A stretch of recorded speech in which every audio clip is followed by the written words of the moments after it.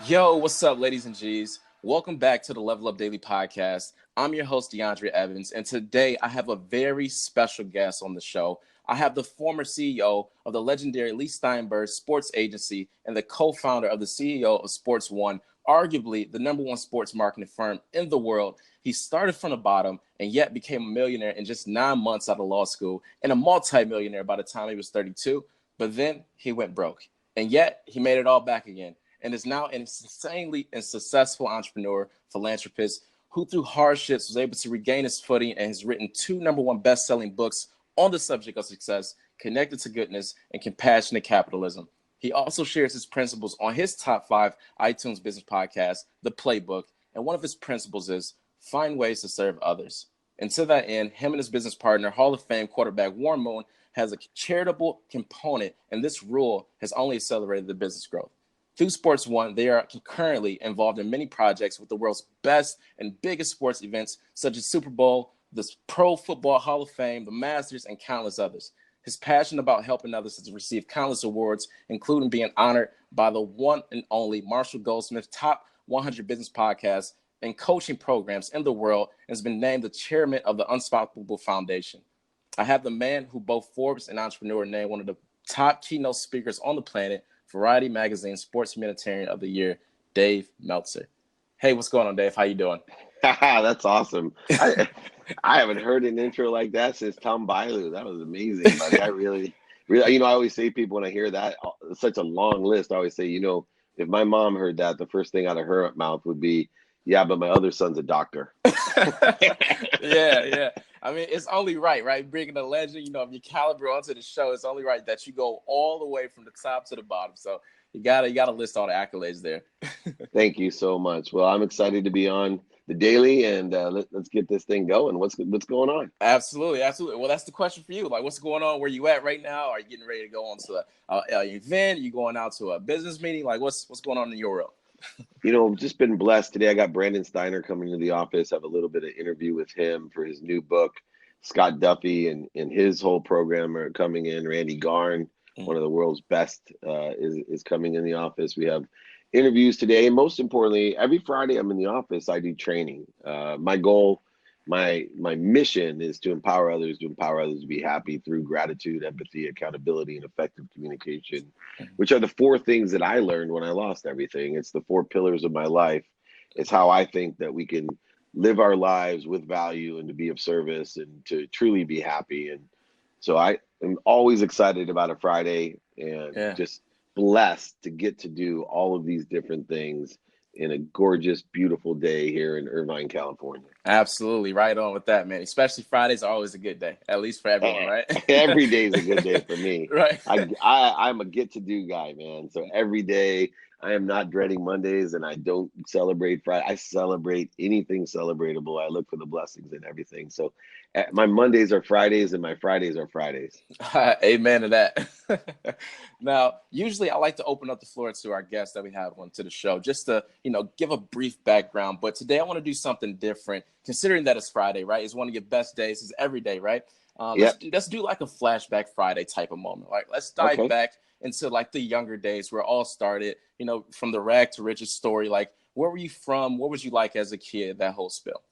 Yeah, sure. So at 5 years old, that's the most memorable time for me. It's when my father left, and I was there with 6 kids and a single mom in a place called Akron, Ohio.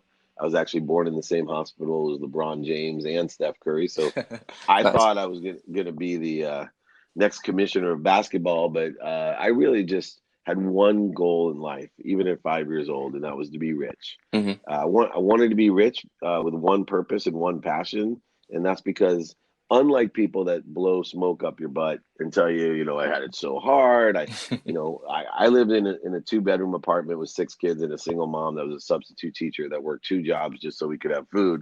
But the one thing I'll tell you is I was really happy. Mm-hmm. And I didn't know any differently other than the fact that I would catch my mom crying sometimes because of the stresses, the economic distresses and stresses that were put upon her.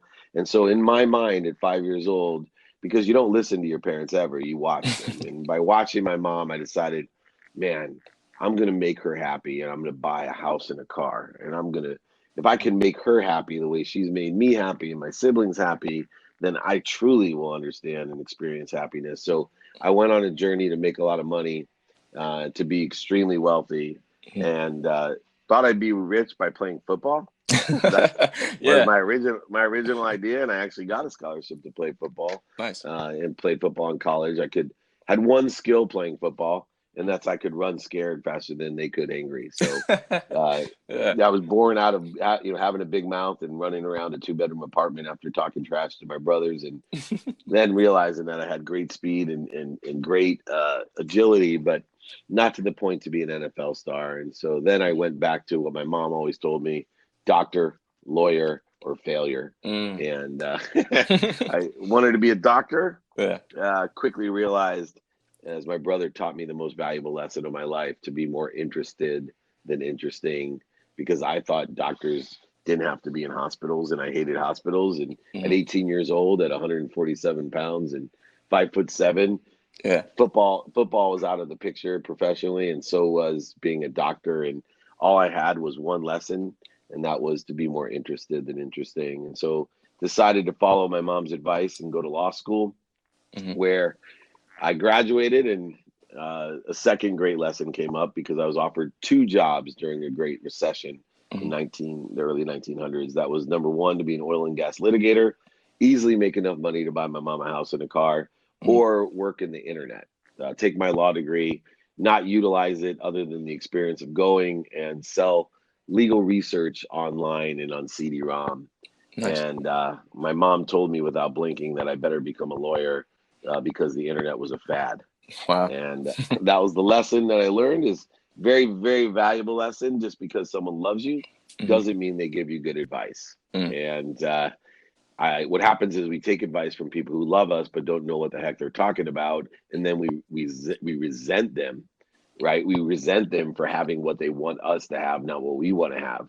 We resent them so much, and then we end up with no one around us who loves us, because we resent everyone who loved us and gave us advice. So please take heed to being more interested than interesting. And of course, don't take advice from people that don't know what they're talking about. Just because they love you doesn't mean it's good advice. Absolutely. So that was my childhood, as quickly as I could. Yeah. No, that's fine. That's fine. So basically, you had this dream, right, as a young kid, to go into the pros, go into the NFL and be a professional NFL player. But that didn't quite check out, right? So you had to adjust. You had to listen to mom. She said, hey, you're either going to be a doctor, lawyer, X, Y, and Z. You got this game plan. Like, you wasn't really like open to many options. You just had to do one of the 3 things there. So you went to law school and you graduated. Right? How old were you during that time? I graduated law school at 24. At 24. Okay, great. And so now this starting to, get into the field of making some money, right? Because you're in law school. At least that's what people think. When you're in law school, you start to make money, right? You hope. Yeah, right. And during this time, most people just go into debt. That's the funniest part, right? Right. Yeah. Nowadays, for sure. But so you started the transition to law school. Now, did you go because your parents wanted you to, as far as your mother? My mom, right? Yeah. I want to be rich. I went because I wanted to be rich. And my dad had gone to law school and had told me, what a great education it was. He never practiced law, but he said he drew upon that education almost every day of his business life. So I wasn't averse to going, and I actually enjoyed law school more than even college. So it definitely suited me well. I went to what I consider to be one of the best law schools in the country, a place called Tulane University in New Orleans, because they taught both civil and common law. They taught international law and domestic law, and they also knew what a well-balanced life was. So not only were they a top-tier educational and intellectual school, but they also knew how to have a good time. Absolutely. So then it's starting to transition into you making money, right? You're young, you in your 20s, starting to see some success here. You're starting to get closer to that goal, right? So what was the key turning point? Like, what happened, and how were you feeling when you first made your first $1 million? It wasn't the money that I made that made me feel so great. It was the ability to pay off my law loans and buy my mom a house and a car. Nice. One of the great achievements of my life. And unfortunately, I attached my happiness to that end. And so after I was able to achieve that, I started to feel empty and create circular circles of sabotage that, really, although I kept making money, I just, and successful in the Silicon Valley and running, Samsung's first phone called the PCE phone, the world's first Windows CE device, all these great successes. I just feeling more and more empty. I kept trying to buy more things to make me happy, different things to make me happy. Mm. And it created a void in my life, a shortage in my life. And for the first time in my life, at the age of 32, having everything in the world I ever dreamed of and the ability to buy even more, for the first time in my life, I wasn't happy, all Mm. because I attached my happiness to an outcome instead of enjoying the consistent, everyday, persistent, without quit pursuit of my potential. Wow, wow, that's big. And what was those big purchases? I know you bought your mom a house, a car. Like, did you get yourself anything personally, or Well, you over know? the years, over the next 10 years, I bought Ferraris and Porsches and huge homes, a golf course, a ski Yeah. mountain. Hmm. I had 33 residences only in San Diego alone. I had some really big money in big real estate. I had a construction company. Yeah. Anything I wanted, I'd buy a boat, a motorhome. I had whatever I wanted. I could trips around the world, Hmm. and I enjoyed my wealth, but it was empty, and that's where the real lessons came from. The miracles came from, and the universe always gives you what you need. And number one, it gave me the family that I needed to get through what I was about to learn. And more importantly, the universe gave me what I needed to learn, which was to give me a start over, Mm. a new beginning, a rebirth, a resurrection, one in which was based not on material goods or attaching my outcome to happiness, but simply based upon providing value. I started waking up and praying to God for 10 people that I can help, Mhm. shifting the paradigm of value, that all I cared about was how I could be of service to others. Hey, what's going on, gang? I hope you all are enjoying this episode. I wanted to take a quick moment to go ahead and shout out one of our new sponsors, and then we can get right back to leveling up. Have you ever thought about starting your own podcast? I know when I first started off, I had a lot of questions like, how do I record an episode? How do I get my show into all the apps so people can listen? Better yet, how do I get paid from my podcast? And the answer to every single one of those questions is really simple. Anchor. Anchor is a one-stop shop recording, hosting, and distributing your podcast. Best of all, it's 100% free and ridiculously easy to use. And now, Anchor can match you with great sponsors who want to advertise on your podcast. That means you get paid to podcast right away. In fact, that's what I'm doing right now reading this ad. I've been able to build my brand and make connections with celebrities, entrepreneurs, and influencers across the world and obtain a top 20 business podcast. So if you ever wanted to start a podcast and make money from doing it, simply go to anchor.fm/start and join me and the rest of the community as we grow our brands. You can connect with me on there at Level Up Daily, as I'll be giving away all my secrets to becoming a top 20 business podcast. Now let's get back to leveling up. So basically, you're in your 20s, you're in your mid 20s, you got a lot of success going on. You're basically living your best life, right? You're living your Trying to, best, right? right? You're living your best Pursuing life. that. Yeah, yeah, Pursuing that. doing the right thing. You're winning, doing everything, and then all of a sudden, you start to go down this path. Things begin to shift, right? And Yep. something took place where everything was lined up and running smoothly, but out of nowhere you hit this wall. You went bankrupt. Like tell us a little bit more about that. Like, how did that occur? What happened? Was it a bad deal? Poor money management? Like, Well, first of all, nothing happens out of nowhere. mm, Okay. So, I had several warnings about I'm going to lose everything. The first was my father giving me, after 20 years of telling me he didn't believe in my birthday because he forgot it when I was 10, giving me a jacket with no pockets and telling me that I was just like him. And he was concerned for me, that I was going to be the richest man in the cemetery, and that I should hang that jacket with no pockets to remind me every day that I couldn't take anything with me, that I was living a scarce existence, and that there would never be enough for me if I lived such a scarce existence, and that I lived in a world of not enough, and that I had to learn about service and being in a world of more than enough.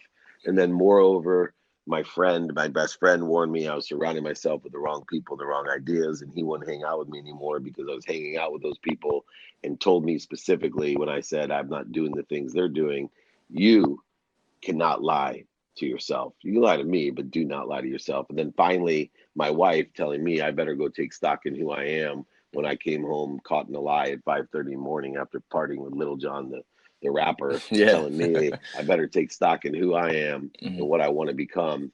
And those three warning signs, this is not overnight, but what Hmm. actually occurred is I got involved in some litigation. I had an ego-based reality, one that I needed to be right. I needed to be offended, separate, superior, inferior. So I spent all of my cash fighting, trying to prove that I was right, always thinking that I had equity in all these different properties. And when all was said and done, I wore through my liquidity and I had no capability of borrowing against the properties I had because the banks had cut down the criteria and the regulations and the rules in which I could borrow against my own properties. And I found myself with over leveraged and with no liquidity, and therefore had to have a do-over. And the hardest part about that do-over, which is not there's no overnight successes of Phil Yeah. Meltzer, and Yeah. there's no overnight failure of David Meltzer. It is a consistent, persistent procedure, a pursuit that I had, and I'm accountable for. But the hardest part was to go to my mom's because of everything that had gone on and realize that, oh my gosh, not only did I lose everything, but I never had switched my mom's house out of my name and I had lost her name. So I had to go over to her house, not only tell her I was bankrupt, but that she'd have to move out of her house. And the biggest blessing of that was I learned unconditional love at the very foremost of my life, because she looked at me and said, "That's okay. Mm. That's okay. Do you need anything? Do you need some money? I'm here for you." No regret, no shame, blame, justification, no anger, frustration, disappointment in me, just simply unconditional love, that she only wanted the best for me and had all the confidence in the world that if I had lived of service in the world of more than enough, the same way she had lived her entire life, that I'd be able to manifest everything that I desired, but now the right way, with happiness and fulfillment, passion, purpose, and profitability, that I had the ability to make a lot of money, help a lot of people, and have a lot of fun. And that's what I've been doing for the last decade. Absolutely, absolutely, and that's very imperative and important to take note of, especially for those listening, tuning in. Just knowing that you're not grounded to your circumstances and your situation, like you can push forward and get through it. And it sounds like your wife and your mom was very supportive, during this transition. Now, on the opposite end, personally, for those around you, whether it's other family members, friends, and business partners, like did they start to see and look at you in a different light when you went through that trial period, or everything all smooth and butter with them as well? No, most of my friends weren't really my friends, right? They lived in blame, shame, justification. They were having own difficulties, and I was an easy target because everything was going wrong to point the finger at me, right? I had friends that I begged not to invest in things that I was invested in, begged them Yeah. not to, and because I always had the Midas touch, because I made money, because I was very persuasive, and all the different things that I've had in my past. No, no, no, no, please, but when it all turned back around, it was all finger pointing, right? Oh, a horrible person. I had a couple business partners that I'm sure are living in really bad karma because they weren't honest, and I still find that today in business. I forgive everyone. I don't forgive it because they deserve it. I forgive it because I deserve it, right? I forgive myself first. I take accountability. I don't live in blame, shame, or justification. I pray for their happiness, but I know their character and integrity. And if they're ever listening, they know who they are too. And I hope that they're living in the happiness and forgiveness that I've given them. But a lot of them, I think their character still remains, and they still remain in the same life they always do, because they put faith in scarcity, not enough, dishonesty, manipulation, all those different things. And no matter what they do, by putting faith in all those characteristics, in the personality traits, and the obsessions and addictions that they have, they'll continue to attract the same thing in their life, because it's more than just what they think, say, and do. It's even more than what they believe in themselves. It's truly their energetic and genetic unconscious competency that will continually put them in the same place. And I have broken that chain. I've broken it for me because I know that I live life of service, and I'm not perfect. I live in hypocrisy like everyone else, but I know that every day that I'm consistently the best I can, persistently, without quit, pursuing my potential, my higher truth, to be of service and to help people and to provide value. So basically, it's weird because I feel like we share like a similar philosophy. Like it's not necessarily the money thing at this point in time that you're really chasing. It was more so making sure everyone around you was taken care of, right? Making sure everything was checked out, dotted I's, crossed T's, and everything of that nature. Now, when it came to your development as far as the downward spiral which you was going through, like how were you able to rebuild? Because personally, I know there are a few people who can bounce back from a situation like this, and for those who can't, like did you go on a path of like reflection, self-improvement? Did you seek out mentorship, or what was the next step of recovery? Recovery for me started by living really and holding on to the principles. And recovery started 2 years before I actually went bankrupt. Started with understanding gratitude, forgiveness, accountability, and effective communication, all led by meditation, finding my center, surrounding myself with the right people and the right ideas, firing the people around me that didn't share and align with my values. And really shifting my perspective to be of service and to provide value.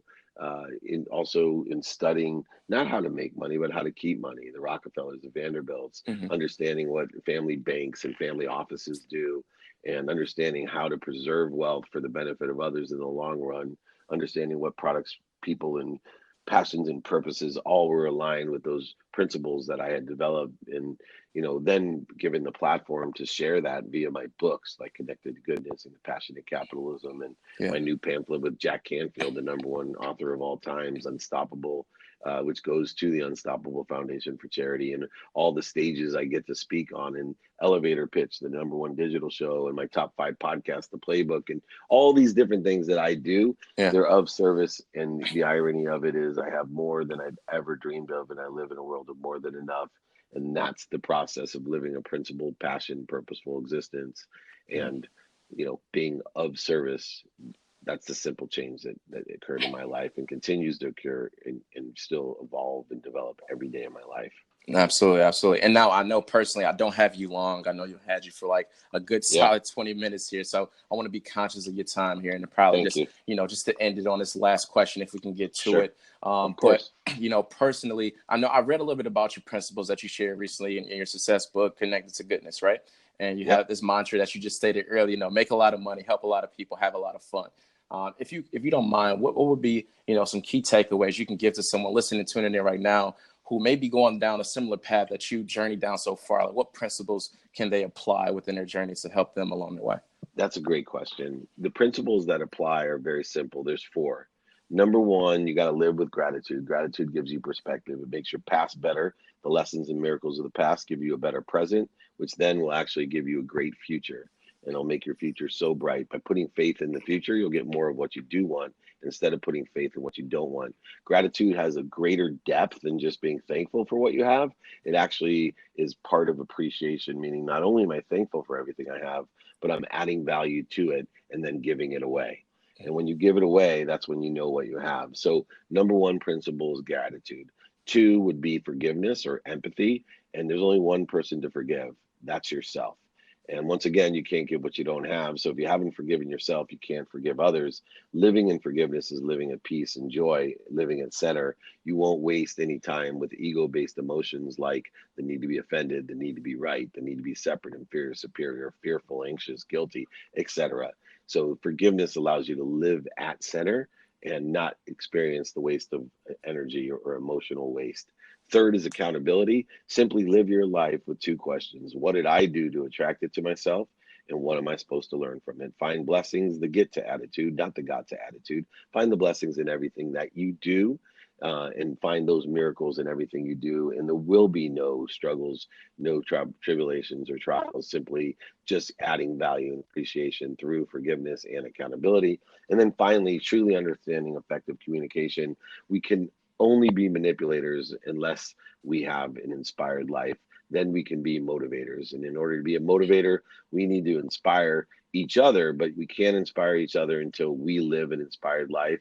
So you need to connect to goodness, connect to what you believe in, connect to everything that inspires you to live consistently, persistently in the pursuit of that potential in an inspired life. So the 4 principles that I'd like everyone, if they're in a low place, to wake up every morning, pray for 10 people that you can help, be of service, add value, live with gratitude, empathy, forgiveness, accountability, and effective communication, live an inspired life, and you will quickly manifest everything you desire rapidly and accurately.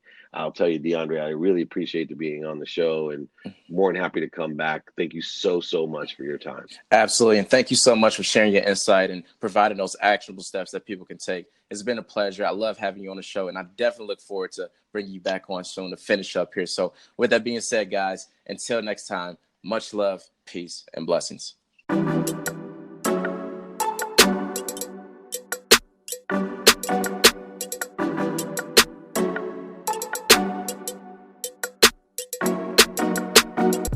Hey, what's going on, guys? I hope you all enjoyed this episode with David and I as he dives into his story on how he became a millionaire to losing it all and having to rebuild. These are the type of conversations many shy away from. But today, David shares some valuable principles we all can apply to succeed within our careers and within our lives. If you enjoyed this episode and would love to hear more from David, you can follow him on all social media platforms as they will be listed in the description of this podcast below. Also, feel free to share with your loved ones, your friends, your family, your coworkers, along with leaving a rating and review on iTunes or your favorite podcast platform, as this will allow us to continue to bring more people like David onto the show. Also, for those looking to start a podcast, or for those who have one and would like to know how to excel and grow their brand, I recently wrote an article that dives into what it takes to create a successful podcast before you air. You can find that article down in the description below as well, or you can follow me on Instagram at DeAndre_Evans, at DANDRE_EVANS, and clicking the link in the bio. Let me know what you all thought, as I look forward to hearing from each and every one of you.